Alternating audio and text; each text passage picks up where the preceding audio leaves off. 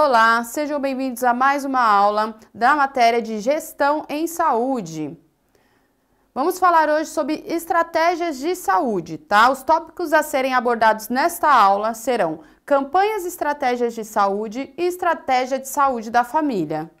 Ao término desta aula, você deverá ser capaz de entender qual a visão do governo na implantação dessa estratégia de saúde da família e compreender, conhecer essas campanhas de saúde pública. Então vamos lá. Estratégias de saúde e as campanhas de estratégias de saúde.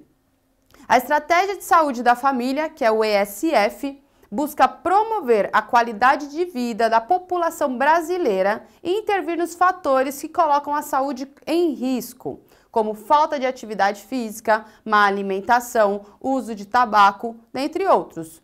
Com atenção integral, equânime e contínua, a estratégia de saúde da família se fortalece com a porta de entrada do Sistema Único de Saúde, que é o SUS. Então vamos lá, gente. A estratégia de saúde da família é um programa do governo, né, que foi colocado a partir de que quando foi constituído o SUS, mesmo lá em 1990, já se viu a necessidade de, nas unidades básicas de saúde, termos a estratégia de saúde da família.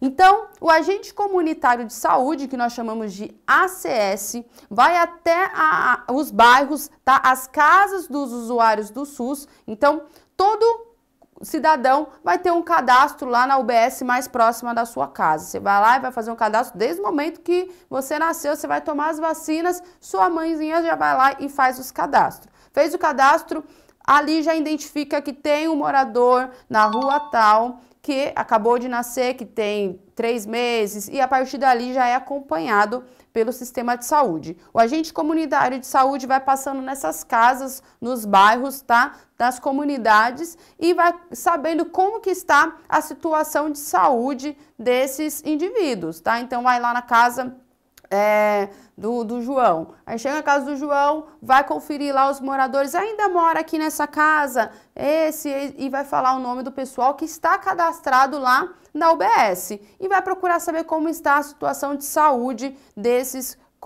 pacientes, tá? Desses usuários do SUS. Então, chegou lá, já vai começar a conversar. É que eu identifiquei aqui que acabou de nascer um bebê, ele tomou todas as vacinas, tá tudo em dia, vai olhar a carteirinha de vacinação. Quando nós temos os problemas de saúde pública, como no caso da dengue, tá? Quando nós tivemos o alto índice aí de dengue no nosso país, os ACS estavam lá na linha de frente. Então, eles iam nas casas, verificavam se tinham focos da dengue e se tinha, eles tentavam ali eliminar o quanto antes, tá? E instruir essas famílias, o método que nós temos para evitar a dengue é sempre lavar os potinhos, porque o pessoal jogava, tirava a água do pote, mas não lavava. E aí ficava ainda o foco lá do bichinho, né? Então, tinha que lavar, esfregar com água e sabão, enxaguar, e aí sim, continuar. E isso tinha que acontecer como rotina, e as pessoas não faziam uma vez por mês, e olha lá, né? Então, o agente comunitário de saúde também passava para verificar essas situações. Também, gente, aquele usuário do SUS que é hipertenso, que é diabético, né, que tem hipertensão arterial sistêmica ou diabetes, que são doenças crônicas do nosso país, eles também são acompanhados. Então, os ACS vai até a casa da pessoa, conhece a situação e fala, então eu fui diagnosticado com hipertensão lá na UBS, e aí o agente comunitário de saúde já fala, você está fazendo os cuidados, tudo certinho. Casos mais críticos, gente, de maior necessidade, ele vai informar a enfermeira, tá? Que é a enfermeira de saúde pública que fica lá na UBS, vai informar, essa situação é mais crítica, esse paciente é mais grave, e aí essa enfermeira vai até a casa para poder atender esse cidadão, tá? Então, a estratégia de saúde da família é realmente levar a saúde para dentro da casa da pessoa. Então, chegou lá, realmente identificou que existe uma situação mais grave, que esse paciente precisa ser encaminhado para um hospital, então o enfermeiro vai pedir a ambulância para encaminhar esse usuário do SUS para o hospital. Então, tudo que eles verificarem como déficit de saúde dentro daquela residência será encaminhado para a UBS e a UBS vai encaminhar para a unidade de saúde conforme a necessidade de cada um, né? Conforme a referência. Porque se é um caso de oncologia, vai ali para o hospital especialista em onco e assim por diante das outras patologias também. Então, um idoso, tinha um idoso com uma lesão, né, que a gente fala de ferida, nos membros inferiores ou em qual região que foi. Vai ser informada a enfermeira vai lá, vai verificar aquela lesão, se for necessário vai fazer o curativo, vai marcar para o técnico de enfermagem estar indo a essa residência fazer sempre o curativo ou encaminhar esse paciente para ir até a UBS semanalmente para realizar esse curativo da forma correta. Isso faz com que o que acontece, gente, muitas pessoas precisam do sistema de saúde pública e não sabem o que acontece, o que ele fornece. Então, a gente fornece lá a gase, as pomadas necessárias, né, a medicação necessária para aquela ferida ou para aquele paciente. Só que ele não sabe. E aí, às vezes, o pouco que ele tem ali de dinheiro, ele acaba gastando, comprando esses medicamentos. Então, a gente levando na unidade básica de saúde, o próprio enfermeiro já orienta ele certinho e ele consegue retirar esses medicamentos, medicação de alto custo, tudo na unidade básica de saúde, tá? Então, é uma estratégia magnífica do governo de levar qualquer cidadão, idoso, jovem, criança ou adulto, todos para serem ali passar, né, por um atendimento do sistema de saúde. Então, aquela moça também que quer fazer o Papa Nicolau, muito importante, um exame preventivo importantíssimo. E aí, como que ela vai fazer? Ela não tem convênio. Por onde que ela vai passar? Ela vai na unidade básica de saúde mais próxima da casa dela para fazer esse agendamento e fazer esse exame ali com a enfermeira, tá? Então, nós temos aí, como eu mostrei para vocês, coloquei na imagem, os 3 setores básicos da saúde pública que nós temos, que é a unidade básica de saúde, que é o que nós estávamos comentando até agora. Então, lá que vai ser a promoção, ali que vai ser a prevenção, que nós chamamos de atenção primária. Então, lá que nós vamos fazer o quê? As vacinações, lá que a gente vai fazer os exames preventivos, exame de sangue, tá? E vamos acompanhar esse paciente que é hipertenso, que é diabético, que não tem necessidade de estar em internação, de estar no hospital, né, especializado, então vai ser acompanhado pela UBS. Pacientes também com doenças psíquicas, com doenças mentais, que já saíram do CAPS, tá? Então, agora ele vai ser acompanhado aonde? Na unidade básica de saúde, que vai ter psicólogos lá. Então, quais profissionais, que tem dentro dessa unidade básica de saúde? Nós vamos ter o médico, nós temos o enfermeiro, temos o técnico de enfermagem, temos o nutricionista, nós temos o psicólogo, o assistente social, farmacêutico, nós temos fonoaudióloga, nós temos toda uma equipe multidisciplinar dentro da unidade básica de saúde. Às vezes, eles não estão lá todos os dias, por exemplo, de segunda a sexta tem um fonoaudióloga, de segunda a sexta tem um dentista, ele vai estar lá, o dentista de segunda, quarta e sexta, um exemplo, tá, gente? Então, realmente, às vezes, não vai estar lá em tempo integral, mas tem sempre lá o profissional, tá? Até o dentista, para poder estar acompanhando essa criança ou esse adulto aí que necessite. A unidade de pronto atendimento, que é a unidade de pronto-socorro mesmo. Então, eu estava à noite, estava deitada, eu acordei com muita dor abdominal e preciso ir para o hospital. Para onde que eu vou? Para a UBS? Não, a UBS vai estar fechada, tá? Que a UBS vai funcionar em algumas regiões até às 5 horas da tarde, em outras até às 8 horas da noite, tá? Mas a unidade de pronto atendimento, ela funciona 24 horas. Então, é lá que eu vou ser atendido. Qualquer tipo, ou sofri um acidente, torci o pé, caí dentro de casa, sofri um acidente doméstico, ou um acidente automobilístico, eu vou para a unidade de pronto atendimento. Lá, na unidade de pronto atendimento, que é a UPA, nós temos a sala vermelha, que é a sala para atendimento de emergência, a sala amarela, que é aqueles pacientes que passaram, às vezes, pela sala vermelha e estão ali na internação, aguardando um leito de um hospital especializado, ou que vão ficar alguns dias apenas e já vão receber a alta. Temos o pronto atendimento, então às vezes a pessoa chegou no pronto atendimento, começou a realizou alguns exames e identificou ali alguma patologia. Pode ser que precise também ficar em internação, tá? Lá também costumamos ter o raio-x, tá? Então dá para fazer já uma radiografia em caso de alguma fratura e aí vai ser encaminhado para o hospital especializado. Nesses hospitais especializados, gente, nós temos hospitais de portas abertas e portas fechadas que nós falamos. Então, eu estava passando mal, vi lá o hospital, fui na porta do hospital e não quiseram me atender. Isso é omissão de socorro, né? Então, nós temos hospitais de portas abertas e hospitais de portas fechadas. Hospitais de portas abertas é aqueles que vai atender a pessoa, passou na rua, passou mal, quer entrar, quer ser atendido, ele vai atender, tá? Que é as UPAs. Né? Então, é um hospital de portas abertas. Os hospitais de portas fechadas, você só consegue ter acesso a ele encaminhado por uma unidade de pronto atendimento ou encaminhado por um especialista, tá? Então, você precisa ter um diagnóstico, tá? Um encaminhamento do médico e o médico já vai fazer contato com a unidade, ligar no hospital X e falar, eu preciso de um leito hospitalar para o paciente tal, porque ele está nessas condições de saúde. Que seja um hospital especializado em cardiologia,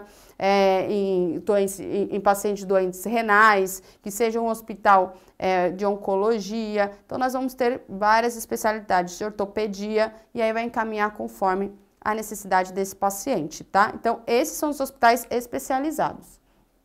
Ainda na estratégia de saúde da família, nós temos também o ECA, que nós chamamos, tá? Olha lá, o ECA é o Estatuto da Criança e do Adolescente, que vai visar o quê? O ECA ele vai visar, gente, o princípio da saúde do jovem e da criança, tá? Então, quais são os direitos da criança e do adolescente perante ao sistema de saúde? Tá? Então, eles têm direito ao quê? À vacinação, eles têm direito ao atendimento de saúde em qualquer local do país, né? Que isso está até nos princípios do SUS, e em qualquer momento que eles precisarem, tá?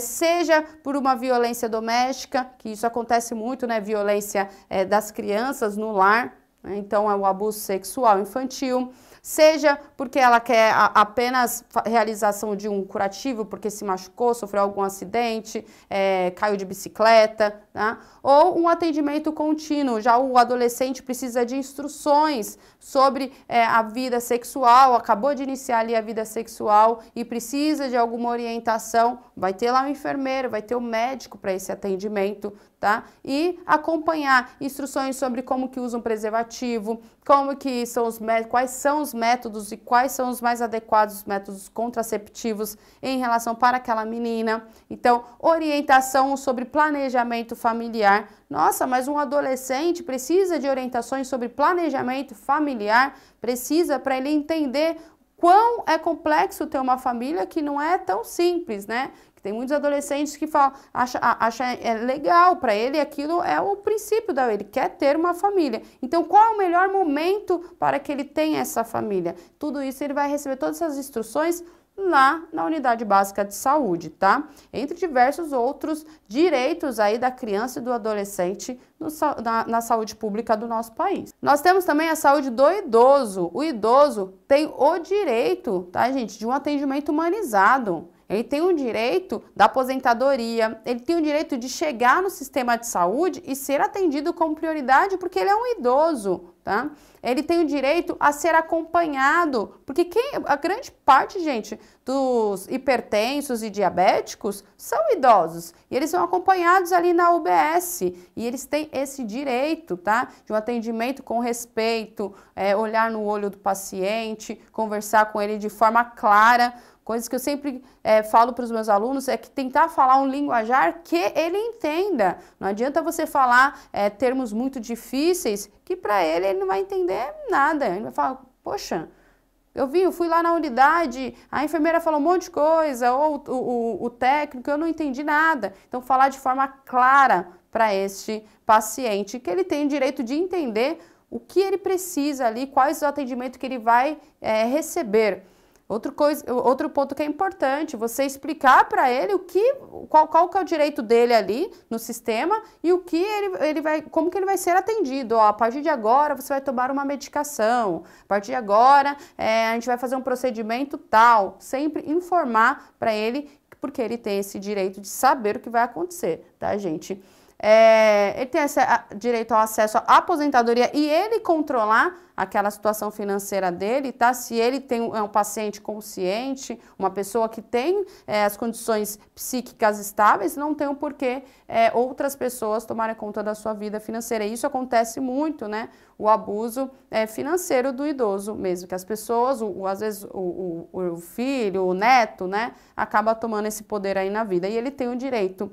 Ele tem o direito também à acessibilidade, a ter acesso de ir e vir aonde ele quiser. Ele quer ir lá no banco, então ele tem o direito de ter como chegar, né, como entrar dentro desse banco, então tem que ter uma rampa de acesso e ele chegar lá, ter alguém para instruí-lo, para atendê-lo, tá? Então tudo isso tá aí nas estratégias e do direito. Esse idoso, gente, essa pessoa que foi diagnosticada também com hipertensão ou com diabetes, a pessoa que tem o diagnóstico de diabetes mesmo, ele recebe o aparelho de destro, né, para poder realizar esses exames em casa. Ele não precisa ficar indo na unidade básica de saúde toda vez que ele precisar fazer um teste de glicemia. Ele vai aprender, nós vamos explicar, ensinar ele e fornecer para ele também o meio de ele fazer isso em casa. Isso também está ali dentro dos princípios do SUS, certo?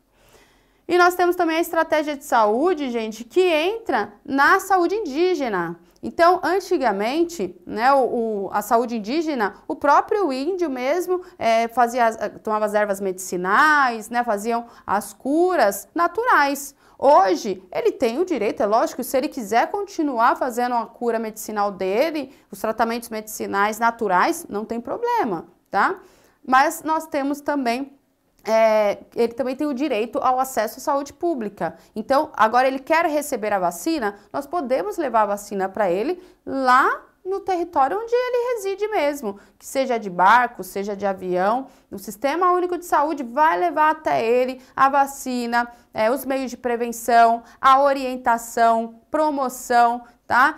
Outro ponto que eu acho que é importante a gente enfatizar é que dentro da saúde pública nós temos a prevenção, promoção e reabilitação, tá? Então, ele tem direito a todos esses quesitos. Então, promoção, a informação, tá? Como que eu faço para prevenir? Eu sempre falo para os alunos sobre a situação de Covid-19. Então, o que é a promoção na Covid-19? São os cartazes que tem pela cidade, pelo país, mostrando, ainda não acabou, utilize máscara, né? Utilize álcool em gel. E mais ainda, muitos lugares até fornecem a máscara e o álcool em gel. Então, realmente não se utiliza se você não quiser. E a prevenção, como que é? Então, eu recebi a promoção, recebi a informação e eu estou praticando ela. Então, aí sim a prevenção está acontecendo. E a reabilitação, nada mais, nada menos, gente, que mesmo com todas essas, eu recebi a promoção, mas eu não tenho muita importância. Eu recebi a prevenção, eu tinha como fazer, mas eu não fiz. Porque não dá para ficar com essa máscara o tempo todo, não dá para ficar passando álcool em gel o tempo todo que resseca a minha mão. E aí, o que aconteceu? Eu tive a Covid-19. E aí eu vou precisar o que agora? De um hospital especializado, eu vou precisar fazer a reabilitação. Porque, além do tratamento aí de 15, 20 dias da Covid, ainda nós temos o pós, né? Que muitas pessoas ficaram com sequelas. Então, todo mundo, os indígenas também têm direito à reabilitação. Então, se for necessário, nós vamos encaminhar uma equipe para estar atendendo esse índio ou trazer ele até a nossa unidade hospitalar, tá? E nós temos também a saúde da mulher, que é muito importante e muito grande aí o espaço da saúde da mulher dentro das estratégias de saúde da família. E mesmo sendo de grande proporção, ainda assim temos déficits. Por quê? Porque a mulher não procura a prevenção, não procura lá para fazer o Papa Nicolau e aí quando vai diagnosticar um câncer do colo do útero já está em estágio bem grave. Não procura lá para fazer a mamografia para verificar sobre o câncer de mama. Todo ano nós temos lá no Outubro Rosa falando sobre o câncer de mama, sobre os exames preventivos. E mesmo assim tem mulheres que ficam 5, 6 anos sem fazer os exames preventivos. Isso traz o quê? Um grande prejuízo tanto para a saúde dela quanto para a saúde pública do nosso país. Por quê?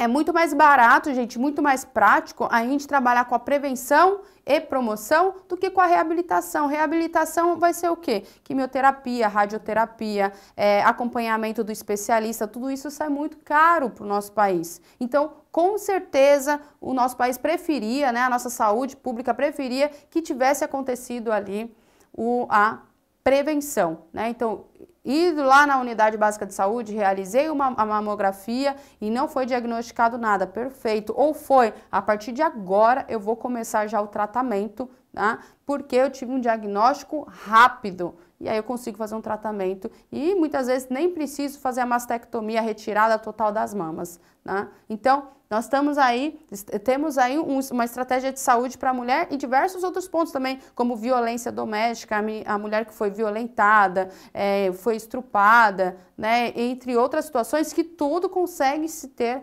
ali uma atenção na unidade básica de saúde. Vai lá e lá a enfermeira, assistente social, o psicólogo vai conseguir acompanhar essa mulher e dar todas as orientações aí para ela.